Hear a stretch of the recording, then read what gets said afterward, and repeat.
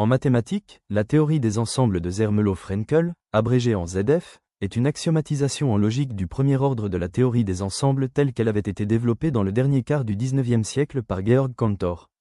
L'axiomatisation a été élaborée au début du XXe siècle par plusieurs mathématiciens dont Ernst Zermelo et Abraham Frenkel mais aussi Thoralf Skolem. Cette axiomatisation échappe au paradoxe d'une théorie trop naïve des ensembles, comme le paradoxe de Russell, en écartant le schéma de compréhension non restreint, le fait que toute propriété puisse définir un ensemble, celui des objets ayant cette propriété, pour n'en conserver que certains cas particuliers utiles. De ce fait, il existe des classes, des collections d'objets mathématiques définies par une propriété partagée par tous leurs membres, qui ne sont pas des ensembles.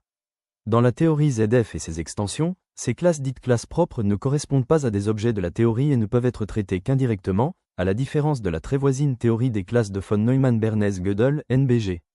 En raison de son statut particulier, on considère en général que l'axiome du choix ne fait pas partie de la définition de ZF et on note ZFC la théorie obtenue en ajoutant celui-ci.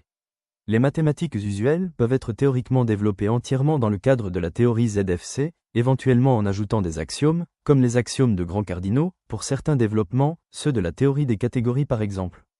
En ce sens, il s'agit d'une théorie des fondements des mathématiques. En 1963, Paul Cohen utilise la théorie ZFC pour répondre à la question posée par Cantor de l'hypothèse du continu, en montrant qu'elle n'était pas conséquence des axiomes de cette théorie, et que l'axiome du choix n'était pas conséquence de la théorie ZF.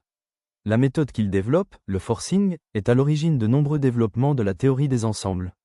La très grande majorité des travaux des théoriciens des ensembles depuis au moins cette époque se situent dans le cadre de la théorie ZF, de ses extensions, ou parfois de ses restrictions.